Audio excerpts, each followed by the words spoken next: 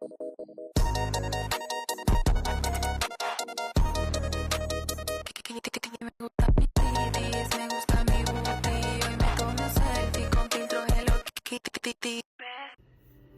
everyone, welcome to our immersive theater project, The Missing Child. Before the performance begins, audience members are blindfolded and guided into the showcase room. A voiceover introduces them as travelers entering a wooden cabin deep in the forest. In the opening scene, The Wooden Shelter, players find themselves inside a wooden house. On the right wall, a projection shows a devastating fire in a nearby village. After the video ends, lighting cues guide them to notebooks placed around the space. They then interact with a doll representing a child. Through these interactions, they learn about a mysterious ritual and are asked to form a circle to perform a small ceremony. After that, they receive a newspaper from that day, which reveals more information about the town, the fire, and the child. As the sound of approaching villagers grows louder, the child leads them into the next scene.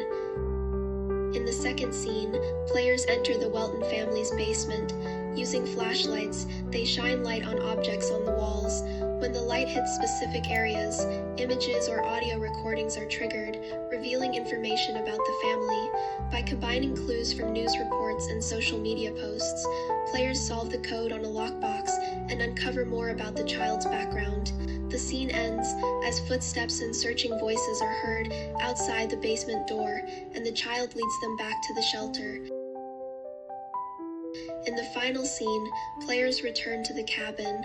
After reviewing recent newspapers and social media posts, they discuss what they believe happened and what the child's background might be. Before the countdown ends, they must make a final decision: take the doll with them or leave it behind. When the timer reaches 0, the lights turn completely black. Actors playing villagers rush into the room searching for the child, and then leave.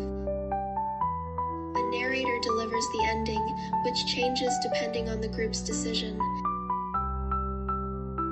In the end, this immersive experience reveals that truth is not simply discovered. It is shaped by framing, order, and emotional pressure rather than facts alone.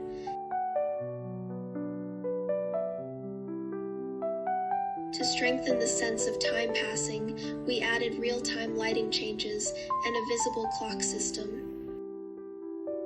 The system follows a 4-stage narrative loop.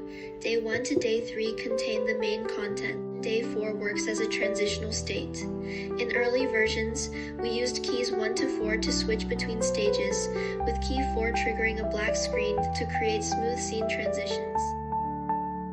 Day 2 includes the core interaction. A Vive tracker works as a virtual flashlight. Its real-time position is captured in Unity and sent to Touch Designer. In Touch Designer, coordinate mapping and zone detection trigger the correct visuals and sound. We also wrote custom scripts to make sure only one audio clip plays at a time. All 3 days support separate visual output control for wall A, B, and C.